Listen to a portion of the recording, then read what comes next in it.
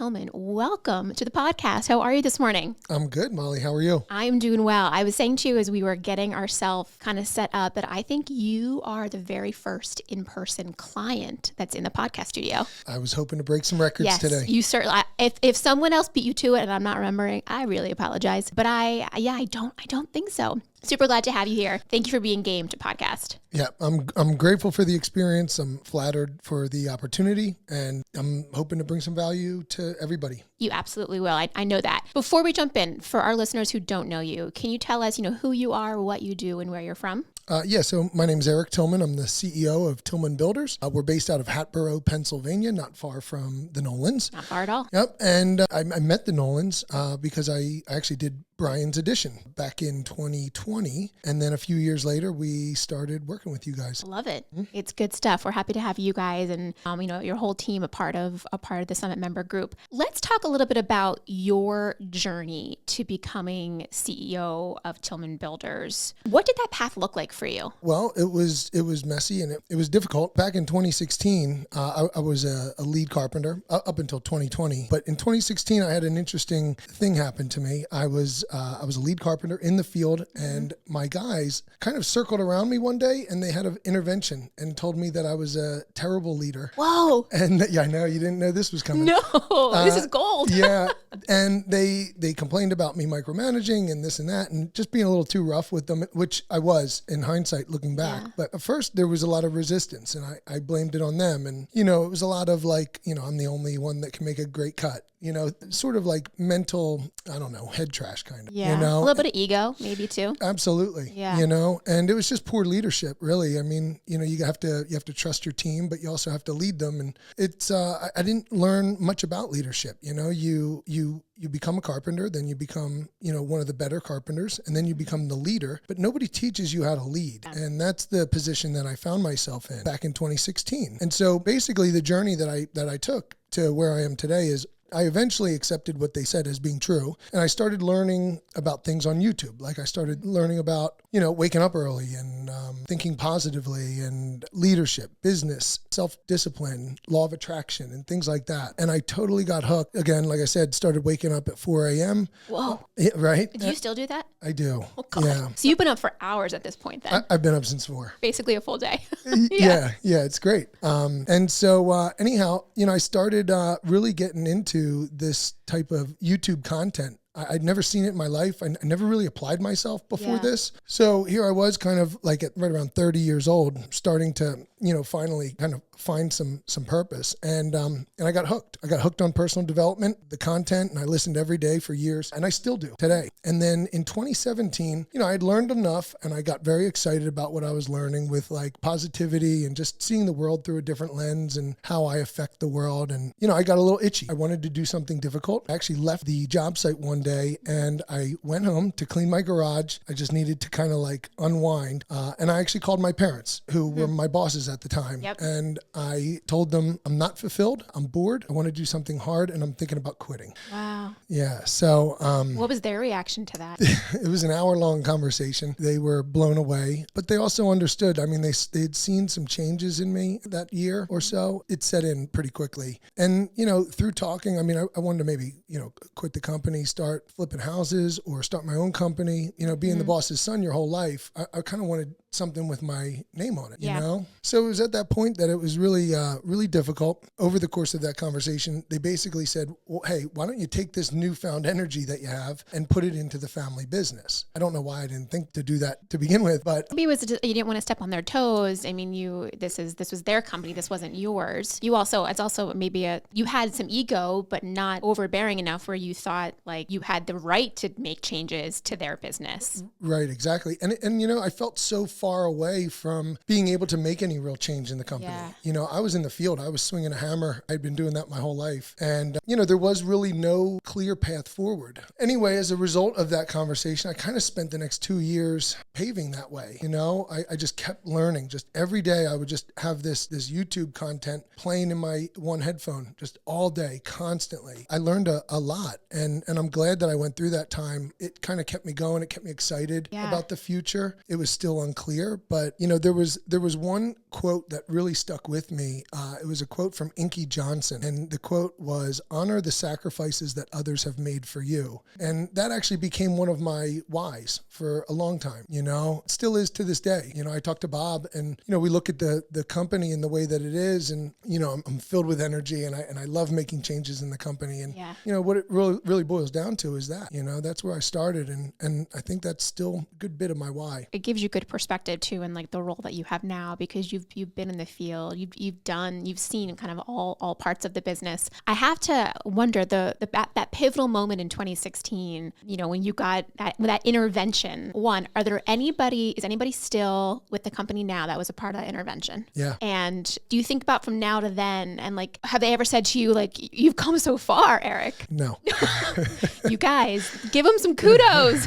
It's all good. Yeah. It's all good. The relationship changed and I feel it. I feel the love and they feel the love and it's all good. It takes, a lot of courage on your team's part to be able to, confront you in a respectful way and say, listen, this is not working. It also takes a lot of courage on your end to actually listen to it and not to deflect. And there may have been some moments where you wanted to do that, but ultimately you took what they had to say and you worked it. Yeah. And, to be perfectly honest, it was right around the same time that I was having similar issues in my marriage. I just kind of slid. I slid into kind of this rough version of myself. And I had no intention of being that way, but I also I was just flying through life. I was waking up just barely on time and just flying to work and then dealing with the problems in an unhealthy way and then coming home and being grumpy and then repeating that, and in construction, there's a lot of that. And so I kind of just adopted that mentality, for a while. It's interesting how, it impacts all parts of your life. It's not just at work. You're also, like you said, you feel it at home too. There's also something you said, turning 30 is when you felt like you started to gain that purpose. I feel like I know a lot of folks in that position. I feel like when I turned 29, 30, that's when I was like, oh, and now I know what I'm doing. Now I can recognize my strengths. And now I've got a little bit more of the right path I'm going down. I think that's kind of part of growing up, right? Your 20s are like there for you to learn, to mess up, redirect. Yeah. 30s is where you get a little bit more serious, but I feel like that's what the 20s are for. Yeah. Well, it certainly was for me. Some people have it figured out a lot earlier than that. Not all of us are so lucky in that capacity, but it's just interesting that kind of resonates. So, to kind of continue the journey in 2020, I got into marathons. I met Brian Nolan, so we got hired by Brian and Agnes in 2020. And, Brian came into my life at a really fun time because I had continued on this path. I had learned a whole lot. I was still waking up super early and I had trained for a couple of marathons. I was training for one at the time during his project. Brian's a runner. Your whole family are runners. As many of us, yes. Yeah. And, we connected on that and we connected on a lot of the same type of people that I was listening to on YouTube. So he was able to speak my language and, Brian's energy is infectious. And so I kind of looked up to him and I thought he was a neat guy. Anyhow, it's a shame what happened because it was actually on Brian's job that I finally made my way from the field and now into the office. So because of COVID, there were many backlogs and delayed items, construction materials. And so I said to Bob, is my father, I said, hey, somebody ought to be managing these things. I mean, this could become a real mess for us if we're not tracking these materials and ordering them ahead of time and things like that. And so it was at that time that he was like, well, why don't you come in and be that guy? And it was at that point that I just took off, I just see you, Brian. And then, Brian. But then, your career, to where you are now took off from there. When did you officially become CEO of the business? That was towards the end of 2023. So for a while I was operations manager. Then we promoted one of our lead carpenters to operations manager. I became more of like a COO was my title. Okay. Yeah. And then I slowly had like less and less responsibilities and took on the CEO role. There's shareholdership things in our company where Bob's majority shareholder, there's no question I'm all in on the business. And so it just was the right thing to do for him and for me and for the company, and so that was a great change and I'm really grateful for that. And so, just to kind of finish painting the picture from 2020, we had about 10 employees, I'd say, in 2020. And now we have about 30 in 2025. Wow. So it's been great. Things are growing. Yeah. And I'm grateful. And now you're almost 2 years, into this new role. And I feel like, do you feel like you've got your feet on the ground as a CEO? Yeah, it was hard at first because, at first being an operations manager, you don't have to keep yourself busy. There's things flying at you all day, probably too many. It was intense. And I got good at it. I got good at kind of deflecting it and staying calm and, not taking it home. But then it changed. And I felt like I had less value in the company for a period of time. And so I had to kind of wrestle with that for probably about 8 months. I just, I had this nagging feeling in my gut. And that's what it was. What's my role here? Exactly. What am I supposed to be doing? Yeah. And it's funny because now, and Bob was doing sales at the time. Now I'm doing all of the sales, and Bob is, doing like a CFO role. So he's just in the finances all day, every day. And he came to me and said, hey man, when you took on the role of CEO, did you go through this thing that I'm going through? And I'm like, yeah, because, That's something brand new. Yeah. And you're so accustomed to knowing what your value is and what you're doing and who's responsible for, coming to you for things, asking you questions. Yeah. you put on a totally different hat. That hat looks very different. It does. I'm enjoying it. So it's very clear since you've made that pivot, that mindset switch, you've become pretty goal oriented. You're a pretty driven person. Was there any part of that like earlier on in your life and then something happened and then you got back to it, or like before 2016, after 2016, like you're now a goal oriented person? It changed overnight. It changed overnight. Yeah. It was that conversation I had with my guys, a conversation I had with my wife. And then the next day I woke up at 4 and just started. And I told my wife and, my guys at the time, I said, I'm going to start making a change and you're never going to see the old guy again. And, I held up my end of the bargain. Yeah. That's, I think, the crucial point, because a lot of people can, say that they want to do those things. Did you have an accountability partner, or was it your team and your wife that you felt like were holding you accountable? Well, in the beginning, they didn't believe me, right? I mean, it's like only time will tell. And so it was just a lonely process. It was those early mornings were dark and lonely, and they probably still are at 4 a.m. It's still pretty dark. They're still dark and lonely, but they're not sad.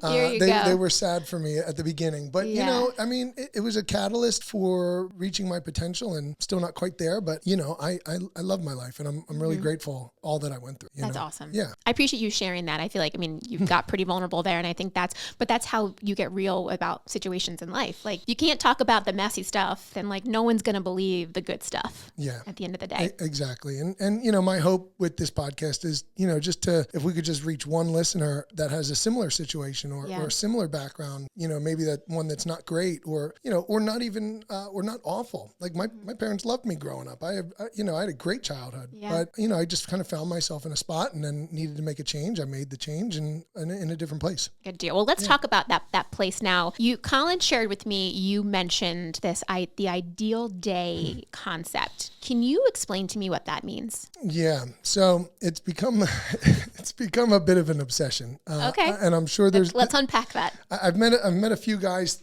through Nolan that I'm sure are right there with me. Mm-hmm. But once you start, you really don't stop. And basically, the ideal day to me, it's a loaded question. Every day is not the same, and every day is not perfect. We'll probably be getting into like morning routines here and things like that. But I just want to be honest and upfront so that I don't discourage anybody. I am not a robot, and I do not hit it perfectly every day. Because that's good to know. When I started learning about this, it seemed to me like, whoa, these guys, they're just like robotic, and they can just outperform everybody. They don't miss a minute, And once I really got into it, you go on vacation, you have jet lag, whatever it may be. It's okay, sleep through your morning routine if you need to. But sometimes you got to take that personal day to kind of, or that mental health day to reset. So what does your ideal day look like? So my ideal day, it's changed over the years. Back in 2017, when I was in the field and all the way up till 2022, when I was still operations manager, basically it all starts in the morning. And that's really what it was. It was basically like win the morning, win the day. And so, back in those days, it was basically, I would wake up and as quickly as possible, do things that I didn't want to do. It created a confidence that I was lacking at the time. And it just really set the tone for my day. The problems that came at me later in the day were not nearly as difficult as the first one I faced of the day, which was go out at 5 a.m. and go for a run in the dark, you know? That one's really hard. It's really hard. Yeah. So back then it was, it was a 4 a.m. wake up. Again, I was struggling with like anger and poor leadership and just, I don't know, like negativity kind of. And so someone once told me, like, first few minutes of waking, go into your bathroom and smile in the mirror. And that's what I did. And I did that for a couple years. I would start my day and just a big old smile in the mirror, and that changed things. Is it like a fake it till you make it? Like, I'm going to make myself happy here. Oh, and now I am feeling some endorphins. A little bit. Yeah. And it stretches out your face muscles and gets you ready to smile throughout the day. Yeah. You know? We need that. Those of us that clench our jaws overnight. Yeah, exactly. Really need that. Yeah. And, I would come downstairs. I have the iPad ready. I'd have some content on there with, whether it be affirmations or gratitude or something, to pop in my headphones and, just to keep the negative thoughts away, because back then that was my default. Just go right to all the things that went wrong yesterday and they're going to probably happen again today. And, that whole song and dance. And then eventually I got into meditation and stretching and journaling. And then, running and lifting has always been a part of the morning routine. But then when I made the shift to CEO in 23, my responsibilities changed. My work changed. I'm a pretty creative guy. I would say I'm similar to Brian. I kind of like jump without a chute. And I like that. I like being that way. But the intention had to change. And it wasn't until I went away with our peer group, Colin and those guys, we were in Washington. Oh yeah, last year. It was great. And it was perfectly timed. I needed it because I was going through this transition and wasn't sure what was the problem. I think really the goal for my morning routine now is really just to stay calm, stay relaxed, downregulate my nervous system. Stress is always just an inch away for me. I mean, I can grab onto worry at any moment. And so I'm constantly trying to stiff arm that. I feel that. That's a battle. It can be really terrible, Anyway, so I wake up at 4. I never snooze. For anybody out there that snoozes. Guilty. Snoozing is terrible for your health, actually. I know. It messes up your sleep so bad. That extra 30 or 15 minutes, whatever you're getting, it crushes you. So anybody that's out there. I'm trying to remember that tomorrow. Yeah. I'm telling you. And I can feel it.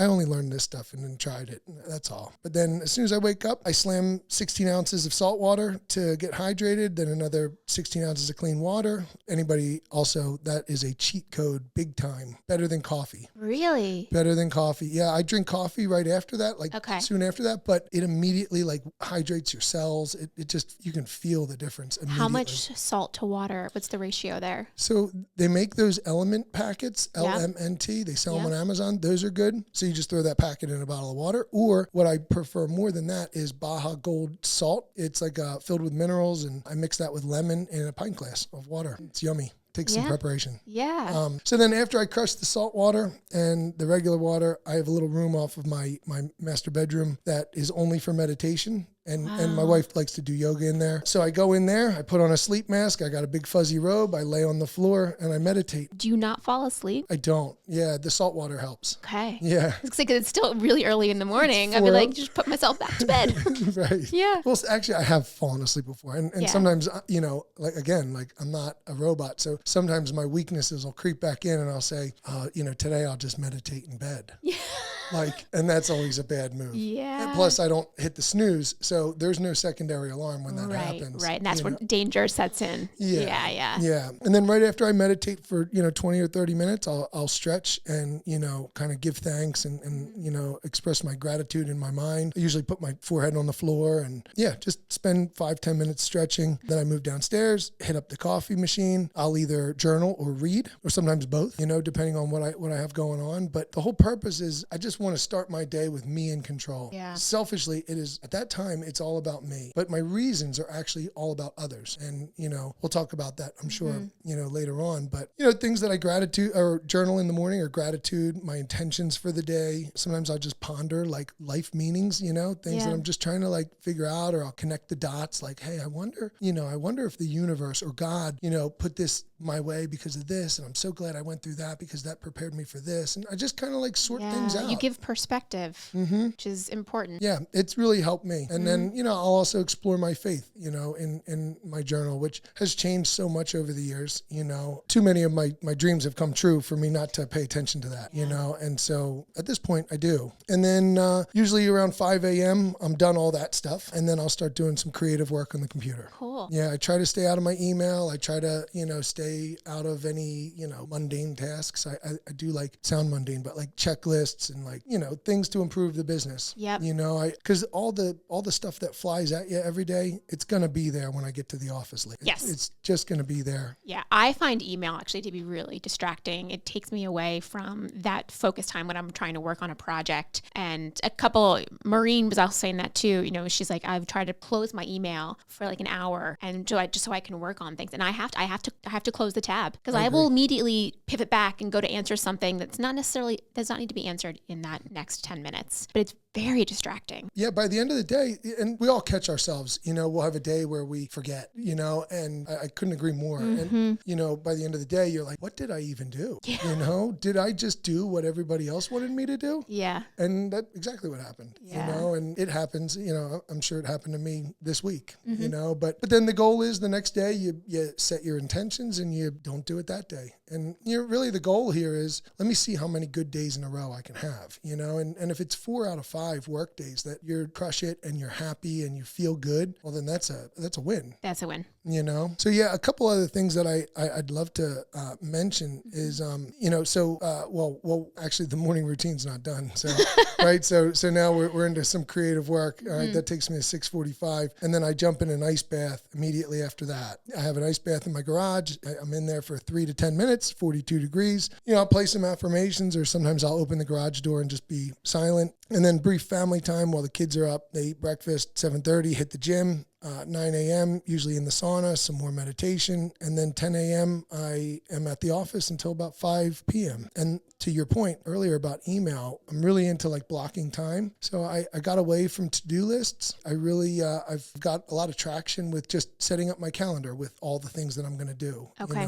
And I sprinkle in there all those creative things that I enjoy most. Maybe I'll have like a few like things that I don't really love doing. And so I'll intentionally put some things in between those things just to kind of gas me back up. Yeah. So that I'm not just running down to empty. I try to do that.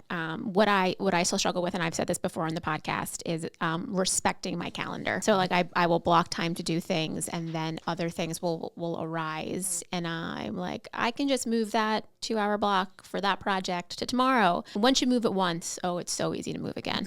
Yeah. It just becomes this ends up on Saturday. Correct, exactly. Or Sunday, Sunday night, you're like, this was due tomorrow. So it's really great that you've found a way to really respect and live by kind of calendaring. Yeah, and I only found that just recently, and I brought it up to my team, and a few of the guys in the office now do the same thing, and so, and then, after work, I like, and again, I don't do it all the time, but my ideal day is a silent drive home. I got 12 minutes on the way home, just complete silence. And all I think about is, or all I try to think about is just my kids and my wife. How am I going to show up? What's the first thing I say when I walk in the door? What are they going to be like towards me when I walk in the door? And I just try to get some intention, behind my identity shift that's about to happen, That's huge. A question I had for you is how you balance this ideal day with the demands, that needs to fulfill yourself so you can fulfill others. But there's a balance to that with both, running a very large construction business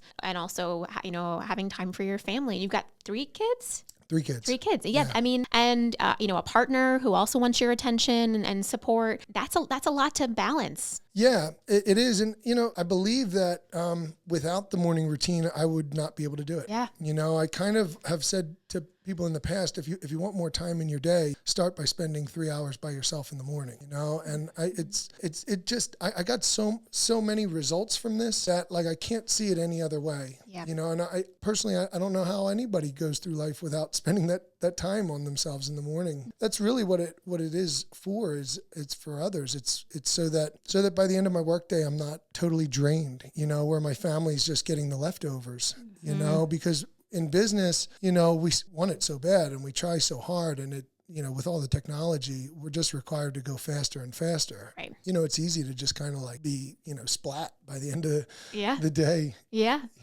This is what I got left. This is the rest of me, to your kids. And, Right. and, they want energy. They want energetic dad coming through the door. That's right. It's finally light out longer and there's time to play in the backyard and they want you out there with them. Yeah. I mean, but you got to have the energy to show up for that and the mindset, quite frankly. Yeah, definitely. So, even on vacation and weekends, I don't always hit it, but the alarm is always set. It is always set for 4. You always set for 4, even on a Saturday or Sunday morning? Yeah, usually unless we have like a fun night or something, but that is something else. Yeah. And, it's just like, why would I not gift my family with the same effort, Fair. So that's the thought. What time do you typically go to bed to wake up at 4 a.m.? 9:05. 9:05. Yeah. I mean, we're the kids go to bed at the same time as us, which is nice because we get Yeah. to spend a little more time with them. So 9 o'clock, everybody's tucked in. And then my wife likes watching true crime in bed. It's, TV's not good for you in the room, but it doesn't bother me one bit as long as it's true crime. I think my body has like gotten used to this. There's something about us, like women in our 30s who like true crime. I don't know why. It's a weird thing. It zonks me right out. So by 9:05, I'm totally out. I never get to see how the show ends ever. And so, 9 o'clock, 9:05. So you're getting a decent amount of sleep then to restart your day at 4. 7 hours, Yeah. something like that. Do you ever get any flack from your wife about the 4 a.m. alarm? No, I'm pretty good about getting right up. That's good. You've mastered the silent. Yeah, and it started because I didn't want to make her upset. Yeah. So I would like hurry up and get up. And the other thing with the alarm is I put it across the room. If it was next to my bed, which it was for years, forget it. I mean, I'm too sleepy in the morning. I'll just not even remember shutting it off. Yeah. So that's where I should probably start. Yeah. Let's talk about bridging all of this, how you structure yourself and your ideal day and kind of your goal-driven, mindset to the company and the company culture. How has this shaped for you or in your mindset? How has this shaped company culture at Tilghman since maybe, be 2020 or 2023? Well, the leadership changed, I mean, I wasn't showing up great and now I feel like I am. Certainly room to improve, but, generally I'm pretty calm. My guys have never seen me yell, except maybe some of those stragglers from before the intervention. Yeah, back in the day, he used to yell. That's right. And I'm pretty predictable. I'm uplifting. Yeah. I think that's important for an organization. Somebody has to be, like you and Brian were talking about the other day. Like the soul of the company. I was just going to say that. Yeah. Yeah. I hate to say that that's me, but I certainly contribute, and that's important to me, and that's that really drives me. I want to be as good as I can for my guys, and the other thing is I'm passionate about this way of life, and so I talk about it openly with my guys, and I hope that they discover their own sort of direction in life, just like I have. What are your methods of communication? Is it during meetings? Is it during one-on-ones with managers? It's probably most just in passing. I mean, we have team meetings once a month. The whole team comes in for 2 hours. I have their ears. We never talk about construction or carpentry ever. Cool. So we'll talk more about this kind of stuff. I always fit this in. We have like a personal growth club where I'm basically sharing content about this type of stuff, thinking positively, law of attraction, things like that. Things that guys wouldn't normally discover on their own, guys in construction. So, I spent a little time on that. You guys had a thing on unreasonable hospitality the other day. Yeah. That was, that's another thing that we talk about in these meetings, but really it's in passing, it's when somebody has a problem and you're in the middle of something and you can tell on their face that they need your attention. And you just, it's up to you as a strong leader to drop everything when you see it necessary and give them everything you have. Yeah. That's huge. Yeah. That person then feels like they exist in your world. Yeah. They matter. That's right. And remembering, their wife's name and their children and their ages, and it's hard the more people you have on your team. But, I think that, it's like follow the leader. You know, it really is. And so then others start to do the same thing. And then eventually the whole organization treats each other a whole lot different. I love that. Does any of this align with like the Tilghman company values? Or have you changed any values in the last 5-10 years as a result? Well, we didn't have any values, really. We hadn't established any values until we met all you guys. Oh, that's fun. Yeah. Didn't even know that. And Andrew was our coach back in the day, and he was, hey guys, you got to pick values. And so we were working off a list. It was hard, and weren't sure which ones to pick, and and then they all seem great at different points in time. Yeah, we would love to just choose all of them. Yeah. But, at one of our team meetings, our 3 core values just kind of flew out of my mouth, and they felt right. So, our core values, they're easy to get across to the guys because really they're like family values. They're my values. I live my life with honesty, accountability, and kindness. And, that's just it. Yeah. So it's not hard. I don't ever have to fake it. I get to just, when you take this transparent approach in business, you just get to show up and be you. There's no real preparation needed, Authenticity is pretty amazing. Yeah. And then, we talk about the vision a lot too, and that's a fun one for me because all that meditation and stuff in the morning, that's what I'm spending a lot of my time thinking about. I'll spend a little time on my family and stuff, and I'll express my gratitude, but I love visualizing the future of the company. I just enjoy it. I had to do it back in 2017 when I was still out in the field and this was all just a dream, but at least for like 25 minutes a day, I could like drift into outer space and like live this alternative life, and so then throughout the day, it felt so real. It felt so close. And, and so now when I deliver the vision to the guys, it's very simple. I don't have to prepare for it. I just start talking because I already lived it hundreds of times in my life, in my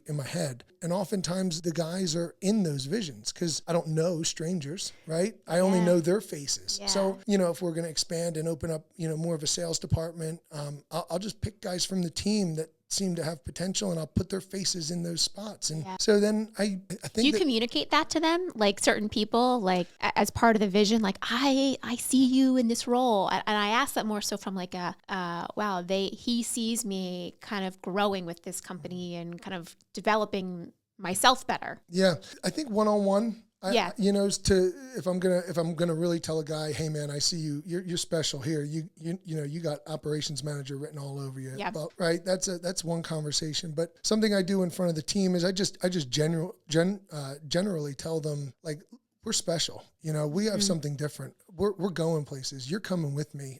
Keep growing because the company's growing and I'm going to need to look back and pull someone up. I mean, that is the theme of our business, promoting from within. I love that. And it gets them excited and but then, you have to follow through with that, which we have time and time again. I mean, we grew from 10 to 30 and, we have promoted so many people. I mean, we pulled guys from the field. They're now estimators, cool. Things like that. So delivering the vision is fun for me. I really enjoy it. What are some aspects of your company culture that you're most proud of? Probably, certainly just the culture as a whole. I really like the personal growth club. That's cool. I haven't heard of that before. Yeah, admittedly, I've fizzled the last few months as I've been dabbling with sales. It's just taking a little bit more time than I was expecting. But before that, I would share content with the guys twice a week. So I would send them like a long form podcast on Friday, hoping that they would, listen to it as they're doing their lawn over the weekend or something. And then I would send them like a little short hype video or something on Monday morning, or be like some super soft, like, everything is always working out for me. Everything, just to, I just want to expose these guys to, what's out there, because it saved my life and it changed my life. And I think part of my mission, I mean, I like building houses and, I'm proud of what we do, but what I really love doing is helping people. I really love that. I like helping clients. I like giving them an amazing service, but I also really really like watching guys change and grow. And there's one guy just recently, I mean, he went through something very challenging, and he had gotten completely off the rails, and we had to let him go, and then he got better and we brought him back, and he fell in love with the Personal Growth Club and started listening to everything I sent him. Wow. Now he's sending me stuff, and then he just bought his own house, which That's was a goal. awesome. I mean, he totally switched his life around. Yeah, you know? that's really, really cool. Yeah. Does the Personal Growth Club do they ever get together in person?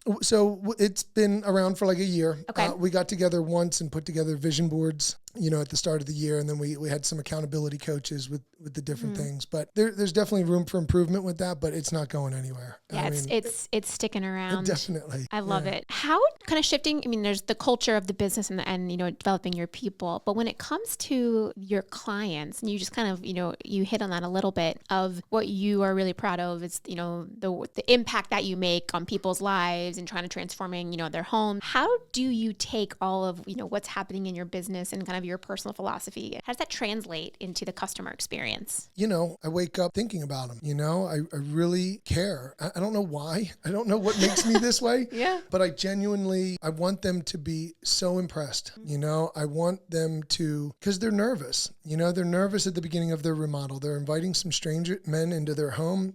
Maybe the husband works in an office and the wife stays home, whatever it may be. There's a lot to be like kind of unsure about. And I just want that to all be perfect for them. Yeah. And because what it is that you're doing is disrupting their normal routine. Absolutely. And so it's how can we maybe minimize, like the disruption is going to be there, but how do we minimize that in every form? Yeah.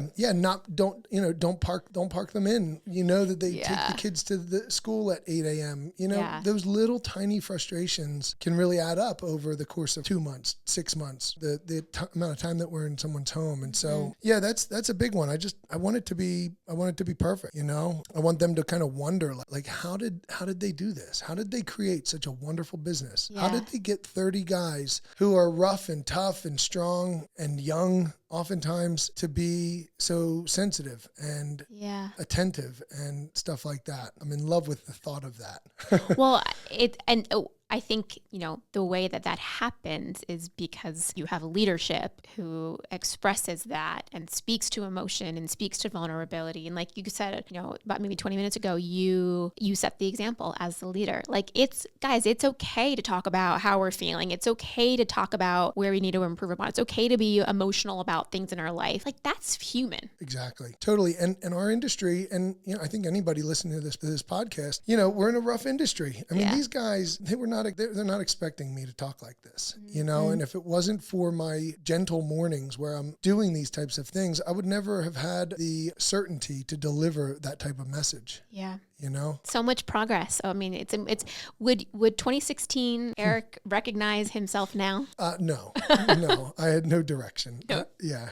All right, let's kind of just shift on maybe just some advice that you can kind of give to folks who, are listening here, especially maybe in the business owners who are, I feel the challenges kind of punching them every day, 1 inch from stress. I mean, we always say business is messy, expect problems for breakfast. So this is your way to combat it. But if this is something so foreign to them, what are some little baby steps that can get them to be more intentional about their day? Well, I think it all starts with getting good sleep, get good sleep, wake up early. I think that if I had to give advice, I would say, and you really wanted to try something and then monitor the results, start spending 3 hours or so on yourself before you let the world in. Yeah. The world's going to be there and it's going to... Like you're armoring up time. You are armoring up for sure. Yeah. Absolutely. You're priming yourself. It's not only so that you can be your best version for the people that you affect that day, whether it's the cashier at the food store or your family or your employees, but it's also just to fend off stress and just to prepare for all of that. That's bound to come. It always comes, So also exercise and diet. I mean, I can't say it enough. I think that mixing business with exercise is just wonderful. They're very parallel. You'll get some aches and pains, and then you have to figure it out. And then you fix that, but then this side hurts, and you got to figure that it's so similar to business, and it's just this slow chipping away, and it can be a frustrating chipping away. So I love working out, and I think it's helped my business. And then the last thing I would probably suggest to anybody who's unfamiliar is mixing spirituality with business. I spend a lot of time thinking, alone in those mornings and kind of looking for answers, and then they kind of come to you, and like law of attraction, and if you believe in God, he will answer your prayers. And I found spirituality organically. I didn't grow up this way at all. I just think that there's something there. I really do. Like, you'll think about a client, and then all of a sudden they'll pop up and say I was just thinking about them. That's weird. That's right. Yeah. And it's not by accident. And I just feel that way. I just feel like there is a universal energy. We're all affecting each other. Yeah. And I think it's there. So, how you show up into a room is going to impact how I respond. Correct. Yeah. In its simplest form,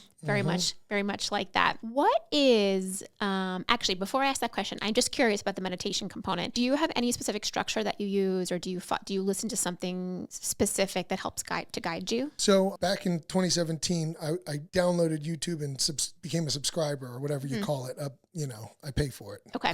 And that's so that I can turn my phone off, put it in my pocket, and still listen to it on my headphones. Got and it. No commercials. Yeah. So that's what I do. I go through YouTube. I have many playlists. I have one for meditation, one for morning, one for faith. I have one for PGC, the Personal Growth Club. Yeah. So one for our leadership meetings. And so in the morning, I usually already know which one I'm going to pop on. I pop on a guided meditation. Sometimes it's Joe Dispenza. He's incredible. He'll take you into like another dimension. But then I also like a nice soft like female's voice, and that's nice too. Yeah. Joe Dispenza.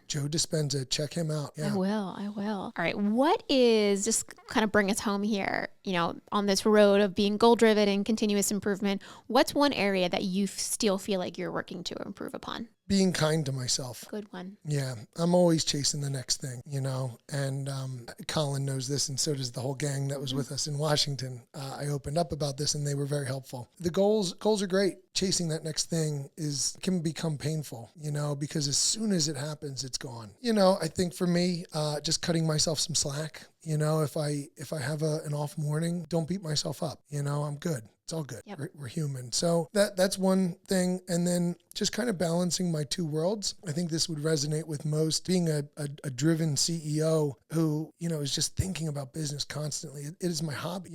It's what I enjoy. I like to lift weights, and I like to be the CEO of a construction company. Yeah. I enjoy it. And so that's kind of my fun time. And then balancing that with being a fun-loving dad and husband, it's tough to turn it off. We always say separate business from your family life. I wrestle with that concept because it's really all just me.